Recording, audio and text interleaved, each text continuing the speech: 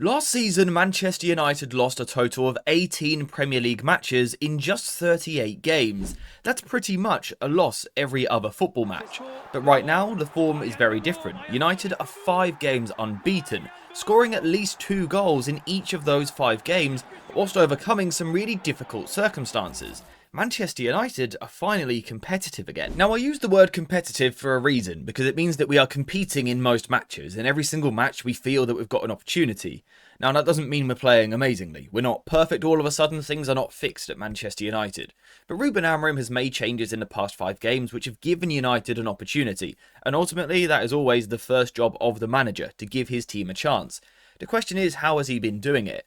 Well, we've covered every single match in depth over the past month or so we have seen a lot of the changes that United have been making. One of the big changes has been to play more direct. Now, I know that we've discussed this a lot, but it is incredibly important to this unbeaten streak, because what United have done is removed errors from the game. In the past few matches, we have not seen United losing the ball in silly positions. It's just not been happening.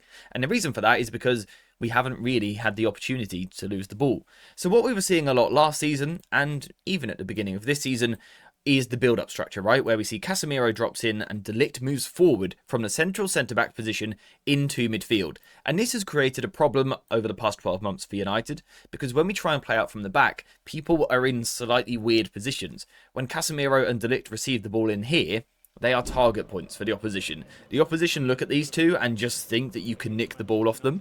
And last season, this was a real problem. United were losing the ball in this zone. But this year, we're not. And that's how Amorim has made us competitive. We now skip the first phase entirely. Now, long term, of course, that is capped. It only has a certain ceiling. United need to evolve. But in the short term, this works. United have removed the first phase and actually now play the ball longer more regularly than any other team in the Premier League. And as I've said, that skips the first phase, it skips the potential for errors. Instead, what United do is send the ball long, and suddenly, if we lose the ball over here, it's not so bad. At least we're not giving away the ball in stupid positions. We're not giving away easy goals if we overturn possession up here, so it's not so much of a problem. We also know that Ruben Amorim seems to be looking for the most direct route to the opposition's goal, so playing long sort of seems to suit that. You can play the ball long, you can get on the second ball, and then Bruno Fernandes and Casemiro are both brilliant long passers, both with the ability to find space on the far side of the pitch. In fact, Manchester United have played the 3rd most switches of any team in the Premier League so far this season. So yes, this is very basic football, but it's making United competitive. The other thing that has made United more competitive is our out-of-possession approach, our pressing. This season, United are 3rd in the league for turnovers in the final third, which basically means only 2 teams win the ball here more than Manchester United. United are very active in these positions, and the reason for that is because Amorim has made a tweak to improve the way that we press, and there's an argument that he has simplified the press. What we saw a lot of, again, last season was United pressing as a front 3. But that's incredibly difficult because that means each player is sort of covering 2. It's complicated. So the left forward is responsible partly for the fullback, but also potentially for pressing the centre-back. The striker can be responsible for pressing both centre-backs and the goalkeeper, and the right-sided forward, again, has this fullback and centre-back problem. It's complicated, the pressing triggers are quite difficult. What we've seen from United recently, though, is more of a shift to a back 4 in these moments, allowing United to squeeze an extra player higher up the pitch, which simplifies things. Ruben Amorim has simplified United's football, which has made life easier for us. So, how do we press in a back 4? One of the wing-backs comes a little bit deeper, the whole team moves across, and one of the other wing-backs can then jump a little bit higher. And Manchester United now find themselves in a 4-4-2. Now, the great thing about this is we can now go man-to-man. So Sesko is no longer covering 2 players, Mbumo isn't covering 2 players, and neither is the left-sided forward. They all have 1 man each to pick up. And as far as instructions go for a player, that has to be easier to understand, right? That has to be easier to get that message across to your players. Just follow him. You know, when the opposition have the ball, particularly on goal kicks, just mark him. That's your man. That's your job. It's quite straightforward. The other thing we have also seen from United is a bit more of a diamond press. Now, we saw this against Tottenham, where Casemiro would actually play deeper and Bruno Fernandes would move higher into a 10 position and the 2 wider players tuck inside a little bit. Now, again, what this is doing for United is making life relatively easy for the players because the jumps are quite obvious. If the ball is narrow for the opposition, then these players need to be narrow in the diamond shape. But the second that ball goes wide, you jump out. Again, it's nice and simple, and it gives United this fantastic opportunity to win the ball high up the pitch. We've been doing it very well, and I actually think we could score more goals from doing this. Now, something else that United have done is made themselves more dangerous from set pieces. In fact, from corners, no other team in the entire league, not even Arsenal, have more XG per corner than Manchester United. We've scored 6 goals from these situations so far in just 11 games. So pretty much every other game, United are scoring a goal from a set-piece opportunity, a set-piece moment. And that's huge for United. Again, if you want to make yourself competitive, find these small percentages, these small margins where you can score goals. This is the lowest scoring sport in the world. To have a moment where you have the opportunity to deliver unchallenged into the penalty area, you've got to make the most of that. And recently United have been. Now, I guess the challenge for United is to attack more consistently, more sustained, so we can win more corners to make more of these moments. But so far, United are doing a very good job. And it comes because we've got 2 excellent players when it comes to delivering corners. We've got Bruno Fernandes, who can take the corner from this side. Being right-footed, we know that ball is going to swing in. We've got Mbeumo on the other side, being left-footed and just excellent at set pieces. That ball is going to swing in, and that is something that United have been making the most of. And the approach has been fairly basic. United are a quite physical team this year. We've got Benjamin Sesko, who's a very tall striker. We've got Casemiro, who is always an excellent set-piece option. But also De Ligt, sometimes Yoro, sometimes Maguire. We've got physical, tall players in the box, mostly of which are very good in the air. And what United tend to do is overload the back post in these moments here, get lots of players towards the back, because that is where the ball is going to swing into. Typically, a goalkeeper would come out and claim in that moment, so United just aren't letting them. What we are often doing is putting one player in the way, blocking the goalkeeper, like we can see here, and also like we can see here. And what that means is that the goalkeeper can't come and claim the ball, so that ball is swinging right under the post back here, and then all of these guys can sort of pile in to try and win the header because the goalkeeper can't get out. Again, it's a great way of making United more competitive because every other match is giving us a goal. That's huge. That gives us a great chance in every game.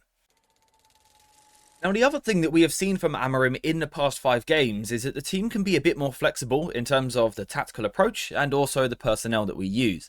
And this is one of the great gifts with United not playing midweek football this season. We can prepare for each match at the weekend and actually pick 11 according to the fixture.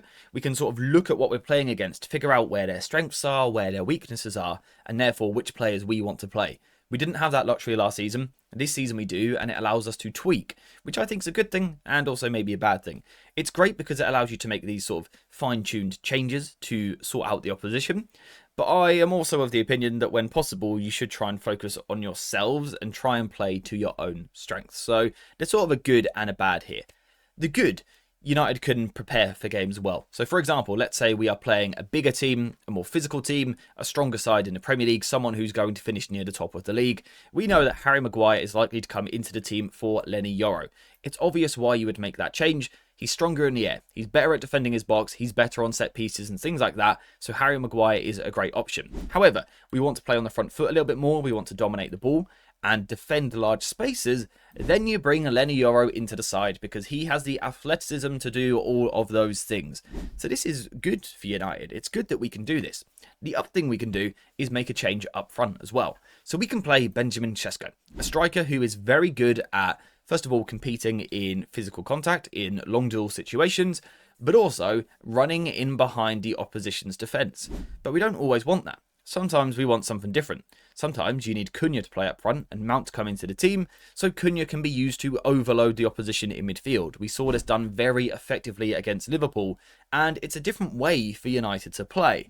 Last weekend, we saw another change as well, Mbeumo moving to the left side of the attack. And again, this is something that we weren't doing before. We weren't sort of experimenting in this way because we didn't have the base foundation to do it. Now, because we've seemed to got a more solid foundation as a team, we can try these little ideas without everything just completely collapsing, and I think that's a great sign that United are in a better place. And Mbeumo on the left-hand side, we know what we get. He's more of a winger, he's a left-footed option, he's more likely to go outside of the pitch, and he's also more likely to put a good delivery into the box. It's obvious why you would put him there, But that isn't the main point. The main point is the fact that we can if we want to. Now, of course, I have to make it very clear that Manchester United are not perfect. It's only 5 games unbeaten. It's not really that impressive. It's good for us. It's improvement. But, you know, we've seen better from other teams. We've also got to consider that there's been a couple of poor results in there as well. You know, Tottenham and Forest, we didn't really get what we wanted. So we shouldn't get too excited. But I think the great thing is, and I said this on a stream the other day, is it feels more balanced. You know, it doesn't feel like every week there's a load of drama, or there's a new crisis going on, or there's a new player that we all need to hate.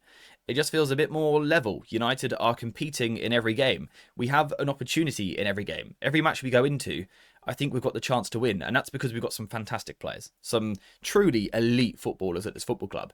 But also because Amorim has made changes which in the short term allow us to have an opportunity against every single team. Now, I still think in the long term, if we're talking 3 months down the line, and then especially 12 months down the line, we need to evolve. The way we play needs to be a little bit different to really become a top side.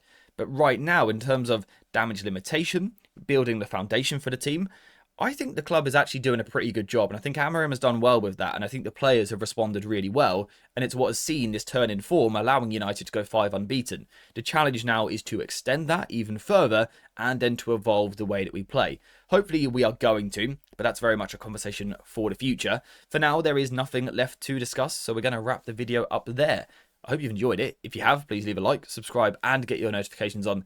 And as always, I will see you guys in the next one.